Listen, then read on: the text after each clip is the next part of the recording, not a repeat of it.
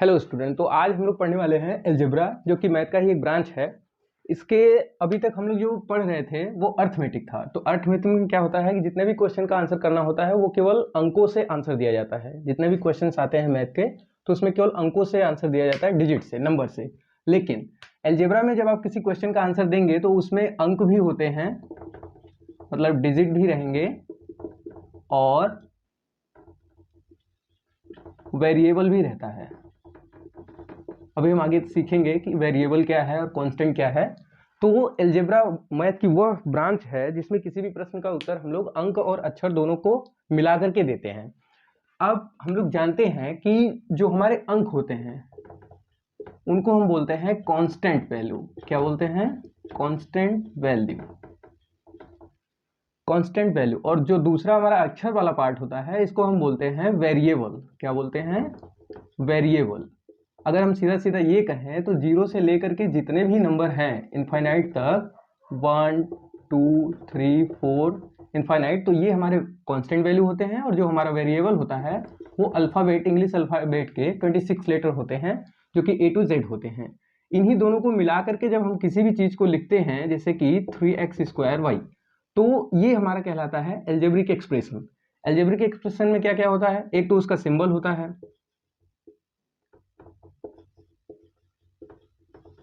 Symbol खासकर हम केवल दो ही सिंबल को लेकर के चलते हैं, प्लस और माइनस। दूसरा इसमें पार्ट आता है वेरिएबल का, जो कि A to Z अभी अभी हमने सीखा, A to Z। तीसरा पार्ट आता है इसका कांस्टेंट, जो कि हमारा नंबर वाला पार्ट होता है, ये है, इसको कांस्टेंट बोला जाता है। 0 से लेकर कोई भी नंबर रहता है इनफाइनाइट तक, जितने भी नंबर रहेंगे वो सभी हमारे कांस्टेंट होते हैं। चौथा एक इंपॉर्टेंट पार्ट इसमें ये होता है power of variable.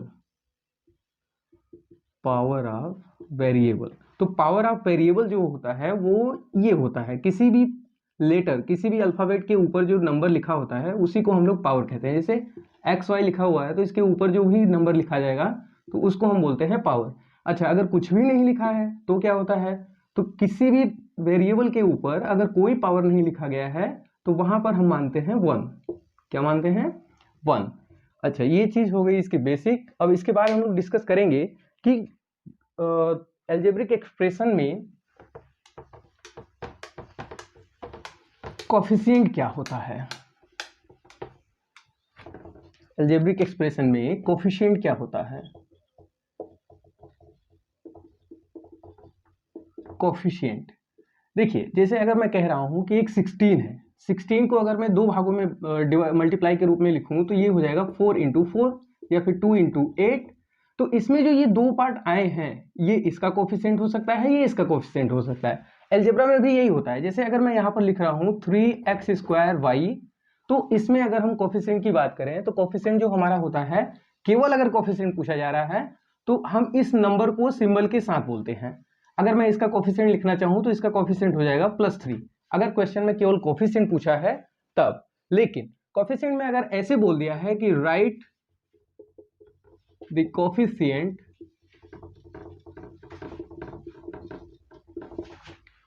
Of xy in 3x² y, अगर इस तरह से आपके क्वेश्चन में पूछा जा रहा है कि आपको कोफिशिएंट लिखना है xy का, किसमें से? 3x² y² में, तो यहां पर दोस्तों इसका कोफिशिएंट लिखते समय आपको ध्यान देना होगा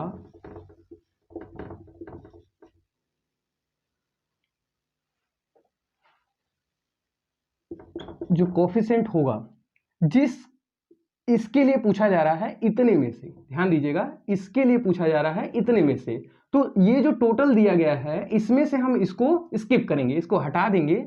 तो हटाने का मतलब ये हो गया कि 3x, x के पावर 2 है तो इसका मतलब x × x होगा, y के पावर 2 है तो मतलब y × y होगा। अब हमें x y का बताना है, तो जिसका भी हमें कोफिशिएंट बताना होता है उसको हम कैंसिल आउट कर देते हैं। कैंसिल आउट करने के बाद जो बचा हुआ नंबर है वही हमारा क्या हो जाता है? कोफिशिएंट हो जाता है। तो किसी भी नंबर का कोफिशिएंट लिखने के लिए खासकर हम ध्यान देते हैं कि जिसका पूछा जा रहा है उतने को हमें ढक लेना है या फिर उसको हटा देना है। हटाने के बाद जो उसमें से बचा हुआ है वही चीज हमारा होता है ये कोफिशिएंट। तो इसका आंसर हमारा जो कोफिशिएंट हो जाएगा वो हो जाएगा 3xy। और अगर केवल कोफिशिएंट पूछा जा रहा है तो कोफिशिएंट लिखने के लिए जो उसका न्यूमेरिकल वैल्यू है विथ सिंबल, सिंबल के साथ जो नंबर आएगा वो हमारा कोफिशिएंट होगा। जैसे एग्जांपल के लिए एक और हम क्वेश्चन लेते हैं 4x² y, मान लीजिए कि फ्रैक्शन वाला है 4/5 x² y। अगर इसमें केवल आपको बोला कि इसका कोफिशिएंट बताइए तो कोफिशिएंट बताने के लिए आपको केवल और केवल प्लस 4/5 हो जाएगा।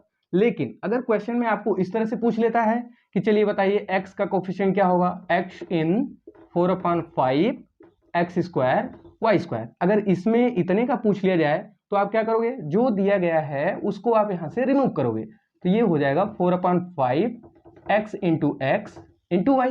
भाई x की पावर 2 था इसलिए हमने x को 2 बार मल्टीप्लाई के रूप में लिखा। अब x का पूछा जा रहा है तो x का पूछा जा रहा है तो आप एक x को हटा दीजिए, बचा हुआ जो नंबर होगा हमारा वो हमारा क्या हो जाता है, कोफिशिएंट, है ना। बचा हुआ जो नंबर हमारा ये पूरा है ये हमारा इसका कोफिशिएंट हो जाएगा अगर इस तरह से क्वेश्चन पूछता है तब। और अगर केवल कोफिशिएंट पूछता है तो उसके केवल न्यूमेरिक वैल्यू को हमें लिखना है, जो कि सिंबल यहाँ पर जो भी दिया रहेगा, यहाँ पर जैसे प्लस 4/5 है तो हमारा जो कोफिशिएंट होगा वो प्लस 4/5 हो जाएगा। लेकिन अगर आपसे ये पूछ रहा है कि आप यहाँ पर यक्स का कोफिशिएंट बताइए इतने में से, तो आपको ध्यान देना कि ये टोटल जो दिया गया है उसमें से इसको हमें हटाना होगा, इसको हमें घटाना होगा। तो x की पावर 2 है तो x इंटू एक्स यहाँ पर लिखेंगे, फिर इतने का ही हमें कोफिशिएंट चाहिए तो इतने को ही हम यहाँ से हटा देंगे, कैंसिल आउट कर देंगे। तो कैंसिल आउट करने के बाद जो बचा हुआ वैल्यू है वो हमारा कोफिशिएंट हो जाएगा। अच्छा, इतनी बात समझ में आ गई होगी। अब हम लोग देखेंगे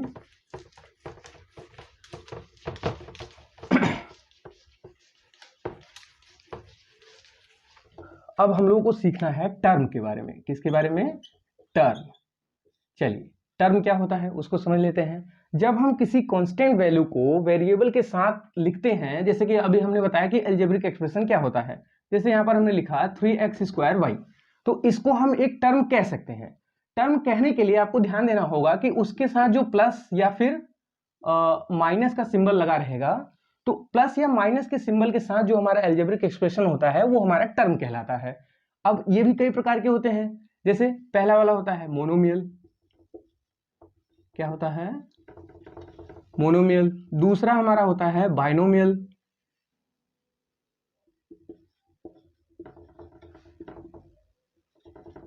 तीसरा हमारा होता है ट्राइनोमियल। ये कुछ है नहीं, केवल ये प्लस या माइनस के सिंबल पर ही ये डिपेंड करता है कि प्लस या माइनस का सिंबल टोटल कितनी बार आया है, उसी के हिसाब से हम इसका नाम रखते हैं। तो जैसे एक यहाँ पर मैं लिख रहा हूं 3x² y, तो यहाँ पर बेटा देखो प्लस केवल प्लस ही आया है, तो ये एक ही सिंबल आया है। टोटल सिंबल कितना आया है इसमें, 1। तो 1 वाला कौन सा हो जाता है, मोनोमियल। केवल अगर प्लस माइनस को मिला करके अगर टोटल केवल एक ही सिंबल आ रहे हैं तो वो हमारा होता है मोनोमियल। लेकिन अगर प्लस या माइनस ये दोनों मिलाकर टोटल 2 सिंबल आ रहे हैं, जैसे कि एक एग्जांपल लेते हैं 3x² y + 6, तो आप यहां पर अगर देखेंगे तो एक प्लस यहां पर है, एक प्लस यहां पर है, तो टोटल सिंबल कितने हो गए, 2 हो गए। तो जब यहां पर टोटल सिंबल 2 हो गए तो ये हमारा कहलाता है बाइनोमियल। क्या कहलाता है, बाइनोमियल। अगर इसी सिंबल को हम और बढ़ा दें, 2 से 3 कर दें, जैसे 6x² + 5x - 9, तो यहां पर अगर आप ध्यान से देखें तो एक प्लस यहां पर है, एक प्लस यहां पर और एक माइनस यहां पर, तो टोटल सिंबल जो हो गए 1, 2 एंड 3। तो नंबर ऑफ सिंबल कितने हो गए, 3 हो गए। तो जब नंबर ऑफ सिंबल 3 हो जाएंगे तो वो हमारा कहलाता है ट्राइनोमियल। तो ट्राइनोमियल के बाद भी होता है क्वाड्रिनोमियल। तो क्वाड्रिनोमियल में कितने रहेंगे, 3 के बाद 4 आता है, तो इसमें जितने भी सिंबल रहेंगे वो हमारे कहलाएंगे क्वाड्रिनोमियल। जैसे 5x² y - 8x + 6x² y - 10। अब यहां पर अगर आप देखें तो टोटल जो सिंबल आ रहे हैं, देखिए एक प्लस यहां पर हो गया, एक माइनस यहां पर हो गया, एक प्लस यहां पर, एक माइनस यहां पर, टोटल नंबर ऑफ सिंबल कितने हो गए हैं, 4 हो गए हैं। तो टोटल नंबर ऑफ सिंबल जितने होते हैं उसी के अकॉर्डिंग हम लोग इस टर्म के नाम को बताते हैं। अगर केवल एक ही सिंबल है तो हम उसको मोनोमियल कहते हैं। अगर 2 सिंबल आ रहे हैं प्लस या माइनस दोनों मिला करके, अगर 2 सिंबल आ रहे हैं तो उसको हम कहते हैं बाइनोमियल। अगर 3 सिंबल एक साथ आ रहे हैं तो उसको हम कहेंगे ट्राइनोमियल, और 3 से ज्यादा अगर आ रहे हैं, 4 सिंबल आ रहे हैं तो उसको हम बोलते हैं क्वाड्रिनोमियल, है ना। तो ये होता है हमारा टर्म। 2 स्पेसिफिक टर्म होते हैं उनको भी हम लोग समझ लेते हैं।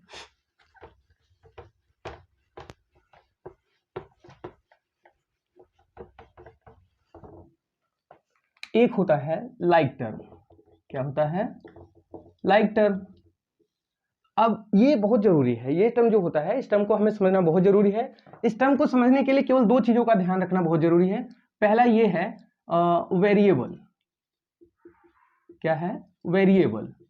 और दूसरा है पावर ऑफ वेरिएबल। ध्यान दीजिएगा। अब हम कैसे पहचानेंगे कि कोई किसी का लाइक टर्म है या नहीं है? तो उसके लिए केवल इन्हीं दो चीजों को हमें ध्यान देना है। और सबसे बड़ी बात इसमें आपको ध्यान देना है कि ये हमेशा दो चीजों के बीच कंपेयर किया जाता है। दो चीजों के बीच कंपेयर करने का मतलब ये होगा, जैसे दो टर्म यहाँ पर लिखे हुए हैं 3x² और दूसरा लिखा हुआ है 4xy²। ध्यान दीजिएगा। अब हमें पता करना है कि ये इसका लाइक टर्म है या नहीं है। तो लाइक टर्म के लिए केवल दो चीजें आपको देखनी है। पहला वेरिएबल, इसमें जितने भी वेरिएबल पहले वाले में आए हैं, जैसे यहाँ पर x और y आया हुआ है, तो यही टर्म उसमें भी आना चाहिए। कहने का मतलब अगर यहाँ पर वेरिएबल x और y आया है तो अगले वाले में भी जिसको हम चेक कर रहे हैं कि ये इसका लाइक टर्म है या नहीं है, उसमें केवल हमें ध्यान देना है कि यहाँ पर भी x और y आना चाहिए। तो चलो यहाँ पर x और y दोनों मैच हो रहे हैं, तो ठीक है। अब दूसरा टर्म हमें यह भी मिलाना है कि जो वेरिएबल आए हैं उनका पावर क्या है। वो पावर जो इसमें होगा वही पावर इसमें भी होना चाहिए। अगर ये दोनों कंडीशंस फॉलो हो रहा है तो ये इसका लाइक टर्म होगा। तो यहाँ पर आप ध्यान दीजिएगा, ये x का पावर 2 है, यहाँ पर x की पावर 1 है, तो ये इसका लाइक टर्म नहीं होगा। अगर ये इसका लाइक टर्म होता तो यहाँ पर x की पावर 2 है तो यहाँ पर भी x का पावर 2 होना चाहिए था। जैसे एक दूसरा एग्जाम्पल हम लोग लेते हैं -x²y और इसको हम कंपेयर करते हैं yx²। मान लीजिए यहाँ पर 5 हमने रख दिया, तो यहाँ पर हमें कंपेयर करना है कि ये जो टर्म है ये इसका लाइक टर्म है या नहीं है। तो इसके लिए आपको देखना पड़ेगा केवल दो चीज। पहला वेरिएबल, तो यहाँ पर x और y और x। अच्छा, एक चीज मैं आपको और बता दूं कि अगर इसका सीक्वेंस जो है एक पहले है एक बाद में है, अगले वाले में बाद में और पहले आ गया, तो इसका मतलब सेम है। आप ये बताइए, जैसे अगर मैं कहूँ कि 2 का 3 में मल्टीप्लाई कीजिए तो क्या मिलेगा आपको? 6। अगर इसी चीज को हम उल्टा कर दें तो क्या हमें 8 मिलेगा? क्या बोलो? नहीं ना, तब भी हमें क्या मिलेगा? 6 ही मिलेगा। तो इस कंडीशन में आपको ध्यान देना है कि अगर x और y दोनों वही हैं, होने वही चाहिए। यहाँ पर x है, यहाँ पर y है, यहाँ पर y है, यहाँ पर x है, दोनों वही लेटर होने चाहिए, उनके अतिरिक्त कोई तीसरा लेटर नहीं होना चाहिए। उसके साथ साथ इनका सीक्वेंस कुछ भी हो, ये पहले है ये बाद में हो गया है, ये बाद में है ये पहले हो गया, तो इससे हमें घबराना नहीं है, ये बिल्कुल सही है। पावर हमारा यहाँ पर क्या हो रहा है? वेरिएबल मैच हो रहा है। दूसरी चीज हमें यहाँ पर मैच करनी है पावर ऑफ वेरिएबल। ध्यान दीजिएगा, यहाँ पर x की पावर 2 है और यहाँ पर भी क्या है? x की पावर 2 है।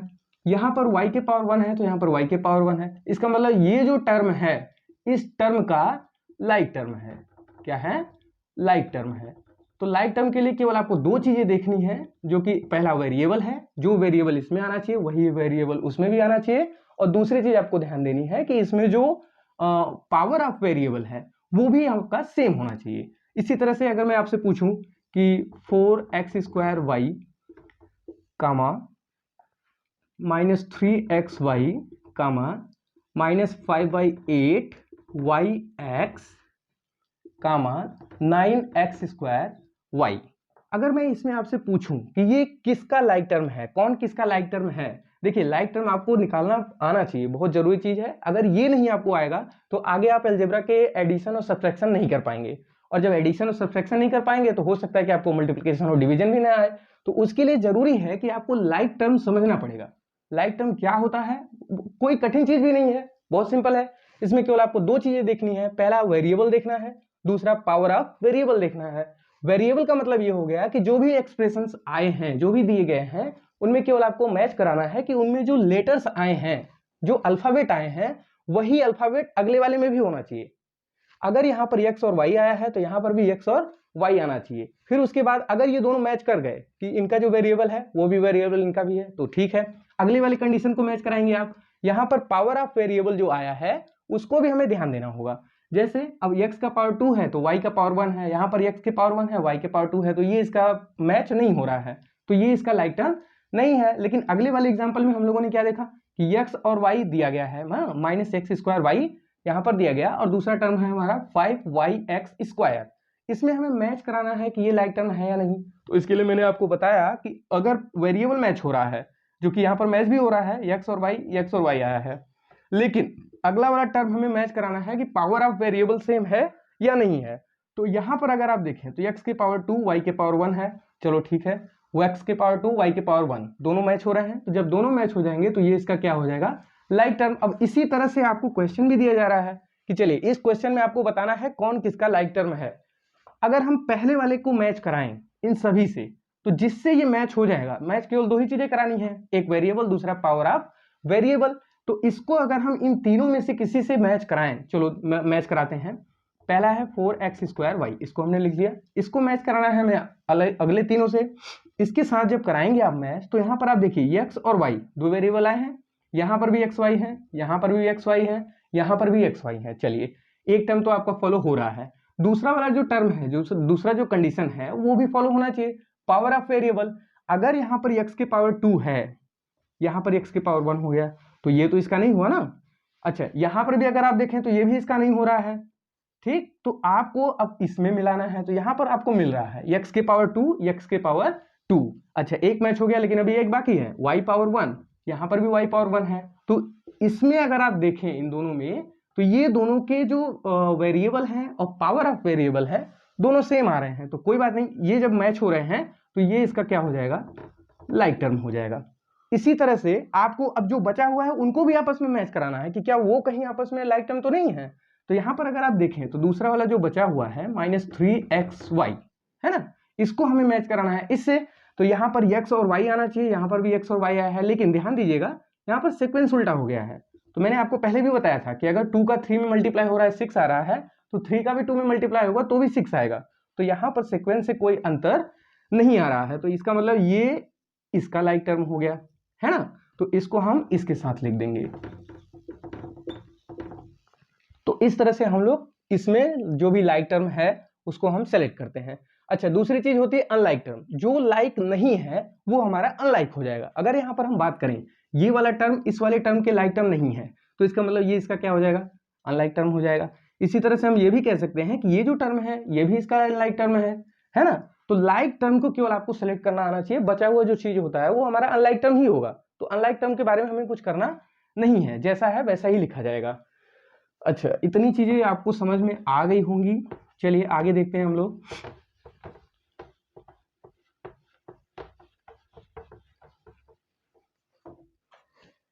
एक चीज और आपको बताना था जो कि मैं भूल गया हूं, चलिए मैं फिर से आपको बता ही देता हूं। जैसे कोई भी एल्जेब्रिक एक्सप्रेशन लिखा हुआ है, मान लीजिए कि ये है 16x² y² है ना, मान लीजिए कि z पावर 3 है। तो इसको हम एक चीज और कर सकते हैं, क्या है कि जितना भी पावर लगा हुआ है वेरिएबल का, उसका मतलब ये हो गया कि उतने ही टाइम उसका मल्टीप्लाई होकर के आया है ना। तो यहाँ पर जितने भी देखिए x के पावर 2 है, इसका मतलब x का 2 बार मल्टीप्लाई हुआ होगा, y के पावर 2 है तो मतलब y का भी 2 बार मल्टीप्लाई हुआ होगा, z के पावर 3 है तो इसका मतलब z भी 3 बार मल्टीप्लाई होके आया है। उसके साथ साथ ये जो नंबर है ये भी कई नंबर से मल्टीप्लाई होके आया होगा। जैसे 16 है तो 2 का 2 में हुआ होगा, 2 2 जा 4, 4 2 जा 8, 8 2 जा 16। इसी तरह से अब इसको भी जब हम एक्सपेंडेड फॉर्म करेंगे तो x का 2 टाइम्स हो जाएगा, फिर y का भी 2 टाइम्स मल्टीप्लाई होगा है ना, और z का भी आप 2 टाइम्स 3 टाइम्स मल्टीप्लाई करेंगे। तो ये इसका जो है ये एक्सपेंडेड फॉर्म है। क्या है, एक्सपेंडेड फॉर्म है। ध्यान दीजिएगा, एक्सपेंडेड फॉर्म इसलिए बताया जा रहा है, जो आप कोफिशिएंट लिखोगे तो कोफिशिएंट में आपको ध्यान देना होगा कि जब तक आपको एक्सपेंड करना नहीं आएगा तब तक आप उसका कोफिशिएंट नहीं लिख सकते। जैसे आपको बोल दिया गया कि 6x² y, मतलब कोफिशिएंट आपको बताना है, right the coefficient of 6x² y in 36 x power 5 y power 6 z power 4। अब आपको यहां पर बताना है कि इतने का जो कोफिशिएंट होगा टोटल इतने में है ना, इतने में इतने का कोफिशिएंट क्या होगा। तो जब तक आप यहां पर एक्सपेंडेड फॉर्म में नहीं करेंगे तब तक आपको समझ में नहीं आएगा। अच्छा, इसका एक शॉर्ट तरीका भी है। तरीका क्या है कि जो पावर्स होते हैं ना उनको आप माइनस कर दीजिए, जो भी दिया हुआ है उनको आप माइनस कर दीजिए। तो x पावर 5 दिया हुआ है, x पावर 2 दिया हुआ है, अगर मैं यहाँ से 5 में 2 माइनस करूंगा तो x की पावर 3 बचेगा नहीं बचेगा, है ना। उसी तरह से y पावर 1 है, y पावर 6 है, और माइनस किस में करना है वो भी आपको देखना है। जैसे ये पूरा जो नंबर है इनके बाद जो दिया रहेगा उसी में से आपको इसको माइनस करना है। तो यहाँ पर x के पावर 5 था, हमने 2 माइनस किया 3 आया, y के पावर 6 है, 1 माइनस करेंगे तो y के पावर 5 आएगा। अब ध्यान दीजिएगा यहाँ पर z के पावर 4 है, यहाँ पर z है, आप बोलोगे नहीं है, लेकिन मैं कह रहा हूँ कि यहाँ पर z पावर 0 है, क्योंकि किसी भी नंबर का अगर पावर 0 है तो वो वैल्यू क्या हो जाती है, 1 हो जाती है। तो इस तरह से यहाँ पर हम कह सकते हैं कि यहाँ पर z नहीं है तो हम z के पावर 0 लगा सकते हैं, या नहीं भी लगाएंगे तो भी कोई दिक्कत नहीं, है तो आपको समझने के लिए बता दिया गया। z के पावर 4 यहाँ जो आ रहा है, आप ध्यान दीजिएगा, z के पावर 4 एंड z के पावर 0, तो 4 में 0 को माइनस करोगे तो आपको क्या मिलेगा, z के पावर 4 मिलेगा। अच्छा, ये तो रहा केवल वेरिएबल, है ना।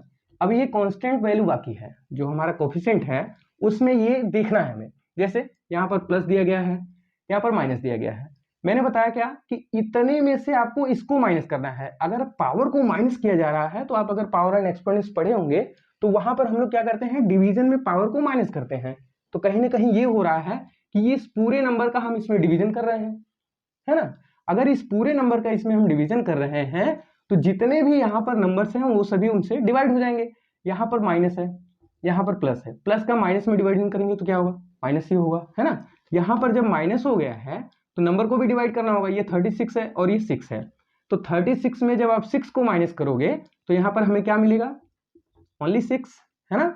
तो इसका इतने का जो कोफिशिएंट होगा इतने में, वो आपका आंसर ये होगा, है ना। तो कोफिशिएंट लिखने के लिए आपको एक्सपेंडेड फॉर्म उसको समझना जरूरी है, और एक्सपेंडेड फॉर्म में कुछ है नहीं, जितने भी पावर लगे हुए हैं मतलब वो चीज उतनी बार मल्टीप्लाई हुआ है ना। x के पावर 2 है तो मतलब x 2 बार मल्टीप्लाई हुआ है, y के पावर 2 है तो यहाँ पर y का 2 बार मल्टीप्लाई हुआ है, z का 3 है तो z की पावर 3 मतलब z का 3 टाइम मल्टीप्लाई। और नंबर जो है उसको भी आपको प्राइम फैक्टराइजेशन करना होगा, तो नंबर को प्राइम फैक्टराइजेशन जब आप करोगे तो 2 2 2 4 टाइम्स आपको मिलेगा। तो यहाँ से ये होता है इसका एक्सपेंडेड फॉर्म। अच्छा, क्वेश्चन ऐसा भी आता है कि आपको एक्सपेंडेड फॉर्म दिया रहेगा, उसको आपको शॉर्ट फॉर्म में कर देना है। तो शॉर्ट फॉर्म में करने के लिए यही करना है, सारे नंबर्स का आप आपस में मल्टीप्लाई कर लीजिए, फिर उसके बाद इसका जितने टाइम जिसका मल्टीप्लाई हो रहा है उसी की पावर उतना लिख दीजिए। तो यहाँ पर अगर हम इसका शॉर्ट फॉर्म लिखना चाहें, क्या लिखना चाहें, शॉर्ट फॉर्म, तो शॉर्ट फॉर्म के लिए क्या करना है, नंबर जितने भी हैं उन सभी का आपस में आप मल्टीप्लाई कर लीजिए। तो 2 का 4 टाइम अगर आप मल्टीप्लाई करोगे तो 16 आएगा। उसके बाद x का 2 टाइम अगर आप मल्टीप्लाई कर रहे हो तो x की पावर क्या हो जाएगा, 2 हो जाएगा। इसी तरह से y का 2 टाइम्स y पावर 2 हो जाएगा, z का 3 टाइम्स तो z पावर 3 हो जाएगा। इसी तरह से एक और मैं आपको समझाऊं, 3 into 3 into 3 into a into a into b into x into x into x। इसको अगर हमें शॉर्ट फॉर्म में लिखना हो तो क्या करेंगे, 3 3 जा 9, 9 3 जा 27। चलिए, नंबर हो गया। a 2 टाइम्स आया है तो a पावर क्या हो जाएगा, 2 हो जाएगा। b 1 टाइम आया है तो इसको ऐसे ही रहने दीजिए। x 3 टाइम आया है तो x पावर क्या हो जाएगा, 3 हो जाएगा। तो ये इसका क्या हो गया, शॉर्ट फॉर्म हो गया। तो शॉर्ट फॉर्म जो भी हम पढ़े हैं वो हमारा मेनली कोफिशिएंट लिखने में हेल्प करेगा। जब कोफिशिएंट दो तरह से पूछता है, अभी आपको बताए हैं कि अगर डायरेक्ट कोफिशिएंट पूछता है तो केवल उसका न्यूमेरिक वैल्यू लिखा जाएगा विद सिंबल, जो भी सिंबल रहेगा उसका न्यूमेरिक वैल्यू के साथ लिख दिया जाएगा। लेकिन अगर आपसे पूछ रहा है कि इतने का इतने में आप बताइए कोफिशिएंट, तो जितना भी ये पहले दिया गया है इनके बाद वाले में इसको आपको डिवाइड करना होगा। डिवाइड करने का तरीका भी मैंने बता दिया कि ये वेरिएबल जो है, वेरिएबल के पावर को आप उधर वाले पावर से माइनस करते चले जाइए, माइनस करिए, जितना बच रहा है उसको आप लिख दीजिए। अगर इसमें ऐसा लेटर है जो यहाँ पर नहीं है, यहाँ पर है, तो उसको एज इट इज ऐसे ही लिखना है ना। तो ये हमारा कोफिशिएंट निकालने का तरीका है। आइए फिर हम अपने टॉपिक पर वापस आते हैं। हम लोगों ने सीखा लाइक टर्म, तो लाइक टर्म के लिए कुछ एग्जांपल्स हम लेते हैं जिनसे आपका डाउट्स क्लियर हो सके। चलिए, मैं यहाँ पर क्वेश्चन लिख रहा हूँ, आपको लाइक टर्म्स अलग करने हैं, है ना।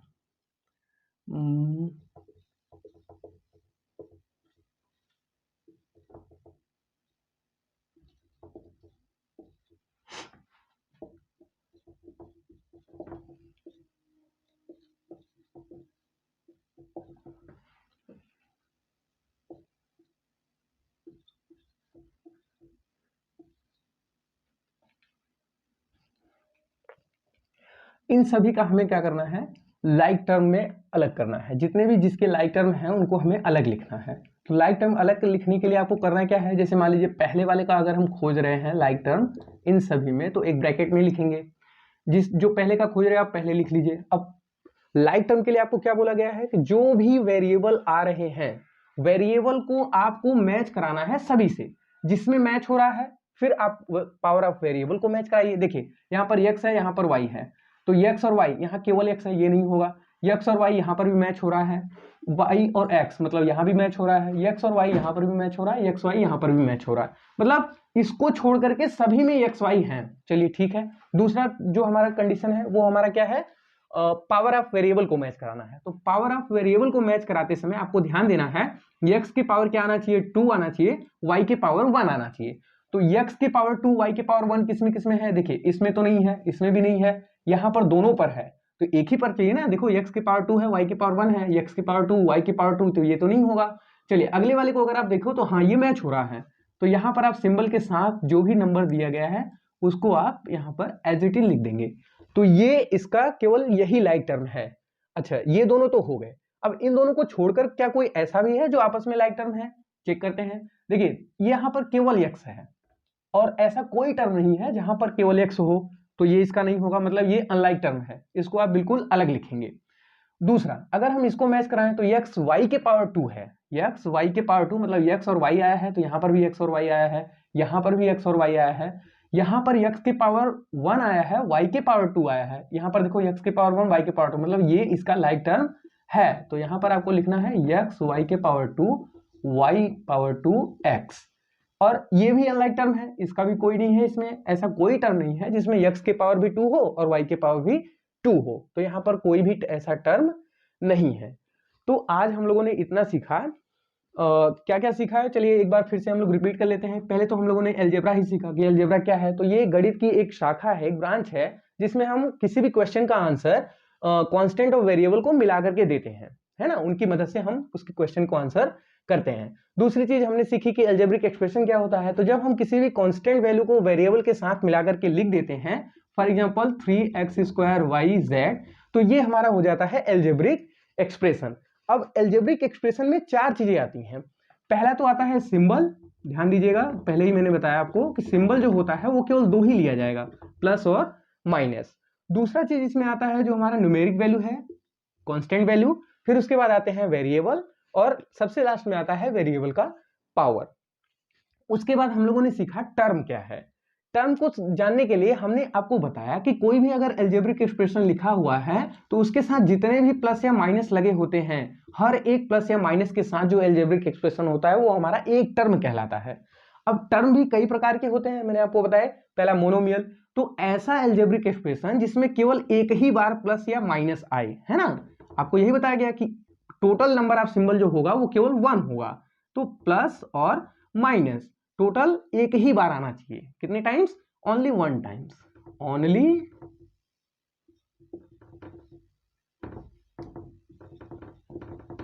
1 टाइम, है ना।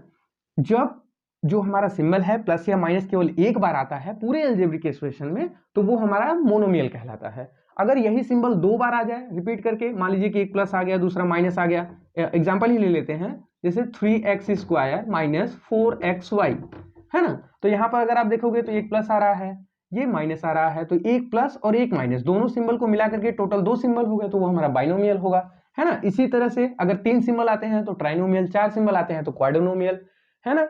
तो ये हमारे टर्म्स के टाइप हैं, उनको हमें नाम देना होता है। जब आपको पूछेगा कि right the algebraic expressions name, जब आपको अलजेब्रिक एक्सप्रेशन के नेम लिखने होंगे तो आपको यही ध्यान देना होगा कि टोटल नंबर ऑफ सिंबल जितने भी आ रहे हैं उनको हमें काउंट करके लिख देना है। अगर एक सिंबल आ रहे हैं तो मोनोमियल टर्म है, अगर 2 सिंबल आ रहे हैं तो बाइनोमियल टर्म है, अगर 3 सिंबल आ रहे हैं तो हमारा ट्राइनोमियल टर्म है, अगर 4 सिंबल आ रहे हैं तो क्वाड्रिनोमियल टर्म है। अच्छा, उसके बाद हमने 2 विशेष प्रकार के टर्म सीखे, जो हमारा एक है लाइक टर्म और दूसरा है हमारा अनलाइक टर्म, है ना। यही 2 टर्म हमने सीखा और ये बहुत इंपॉर्टेंट टर्म है। अगर ये आपको सेलेक्ट करना आ गया तो आपको अलजेब्रा के एडिशन और सब्ट्रैक्शन में कोई दिक्कत नहीं होगी। तो इनको पहचानने के लिए भी मैंने आपको बताया कि केवल आपको 2 चीजें ध्यान देनी है। 2 चीजें क्या क्या, पहला आपको वेरिएबल देखना है और दूसरा आपको क्या देखना है, पावर ऑफ वेरिएबल। क्या देखना है, पावर ऑफ वेरिएबल, इनको मैच कराना है। अगर ये दोनों मैच हो रहे हैं, ये भी मैच हो रहा है, ये भी मैच हो रहा है, मतलब कहने का ये है कि दोनों में सेम वेरिएबल होने चाहिए। अगर दोनों में सेम वेरिएबल मैच हो रहा है तब हम मिलाएंगे पावर ऑफ वेरिएबल को। उनके पावर्स जो हैं वो भी सेम होने चाहिए, x का पावर जो है वो अगले में होना चाहिए, y का पावर जो है वो भी अगले में मैच होना चाहिए। तो जिनसे भी मैच हो जाता है ये दोनों चीज, तो हम कहते हैं कि ये दोनों क्या है, लाइक टर्म है? उसके बाद अगर मैच नहीं हो रहा है तो हमारा वहीं से अनलाइक टर्म हो जाता है। अच्छा, बीच में एक चीज और हम बताए थे आपको, कोफिशिएंट, जो कि बहुत इंपॉर्टेंट है, बहुत पूछा जाता है, COEFFICIENT, कोफिशिएंट। कोफिशिएंट भी दो तरह से पूछा जाता है। अगर कोई भी क्वेश्चन लिखा हुआ है और आपसे डायरेक्ट पूछ लेता है कि right the coefficient of the following, है ना, right the coefficient of following algebraic expression, तो उसमें आपको केवल और केवल जो नंबर लिखा होता है, जैसे एक एग्जांपल के लिए मैं यहाँ पर लिख रहा हूँ 3x² yz, आपको पूछ लिया कि इसका कोफिशिएंट बताइए आप, right the coefficient of this algebraic expression, तो यहाँ पर केवल आपको ध्यान देना है कि ये जो नंबर है और इसका जो सिंबल है केवल इसी को लिखना है।